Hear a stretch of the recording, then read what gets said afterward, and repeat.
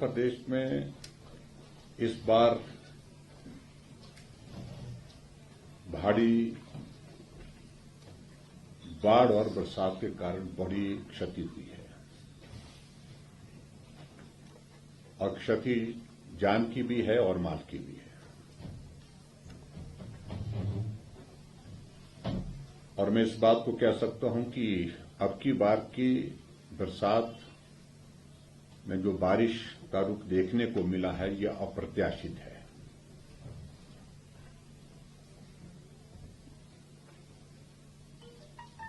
लगभग 170 से ज्यादा लोगों की जान गई है,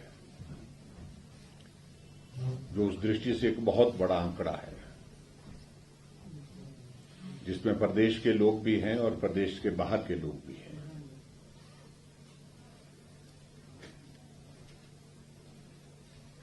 और इस बरसात के कारण जो इंफ्रास्ट्रक्चर को जो डैमेज हुआ है, उस क्षति की पूर्ति करना बहुत ही कठिन भी है और जिसमें समय भी बहुत लगेगा, पैसा भी बहुत लगेगा, इसमें भी कोई दो राय नहीं है।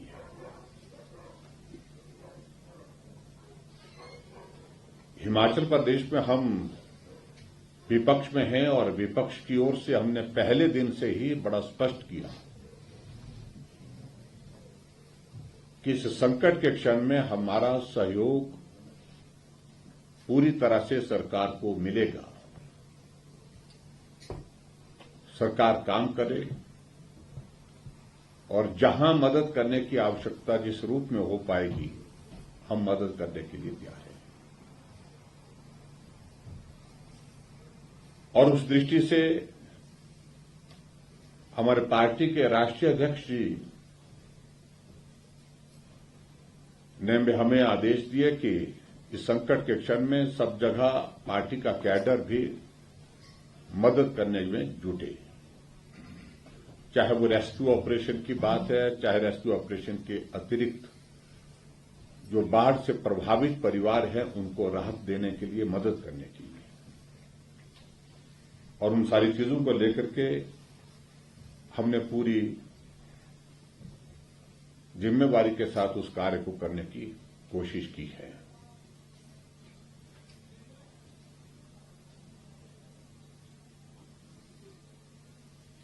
सरकार की ओर से इस बरसात और बाढ़ के इस दौरान कुछ कदम उठाए गए, लेकिन इस बात को लेकर के भी मैं जरूर कहना चाहूंगा, हमने कहा कि उसमें भी हमारा पूरा सहयोग रहेगा, लेकिन कुछ चीजों को लेकर के बार बार यही सुनने को, देखने को मिल रहा है कि हम उसमें सहयोग नहीं कर रहे हैं, राजनीति कर रहे हैं। यह आरोप बिल्कुल लगातार जो है वो सत्ता पक्ष की ओर से हम पर, हमारी पार्टी के सब साथियों के ऊपर लगाने का प्रयत्न हुआ है और मैं समझता हूं वो दुर्भाग्यपूर्ण है।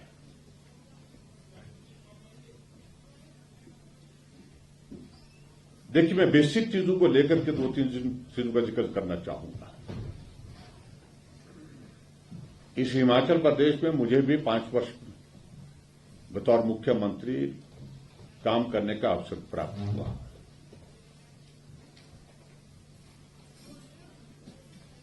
और बरसात के दौरान बाढ़ के उस दौर में से भी हम गुजरे, कोविड का दौर था उसमें से भी हम गुजरे। मैं इस बात से सहमत हूं कि ऐसे समय में सारी चीजों को लेकर के हम सरकार के माध्यम से इस बात को कहेंगे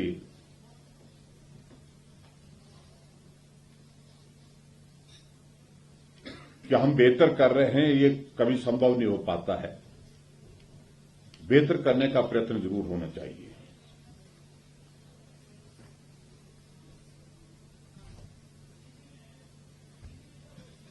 हिमाचल प्रदेश में एक व्यवस्था, स्थापित व्यवस्था पहले से रही है, जिसको हमने 5 वर्ष तक चलाया, और उसके अंतर्गत हिमाचल प्रदेश में 3 महत्वपूर्ण जो दौर आते हैं एक कैलेंडर ईयर में। बरसात का दौर आता है, गर्मी का दौर आता है जिसमें सूखे से निपटना पड़ता है, बरसात में बाढ़ से निपटना पड़ता है, सर्दी का मौसम आता तो बर्फ से निपटना पड़ता है। सरकार के दौरान हमेशा एक कोशिश होती थी हमारी कि बरसात से पहले आकलन करके तैयारी की दृष्टि से हम बैठक करते थे, हाई लेवल बैठक करते थे स्टेट के स्तर पर, जिसमें मुख्यमंत्री के साथ साथ में वरिष्ठ अधिकारी उपस्थित रहते थे। इस बार बरसात में वेदर फोरकास्टिंग क्या रहने वाली है, क्या आकलन है, गर्मी के मौसम में सूखा पड़ने की संभावनाएं कहां ज्यादा हैं, उसके लिए क्या तैयारी है, गर्मी के मौसम में बैठक करते थे। और सर्दी के बर्फ पड़ने से पहले भी हम बैठक करते थे कि जो हमारे स्नो बाउंड एरिया जो रहते हैं उन एरियाज में अगर बर्फ पड़ा तो उससे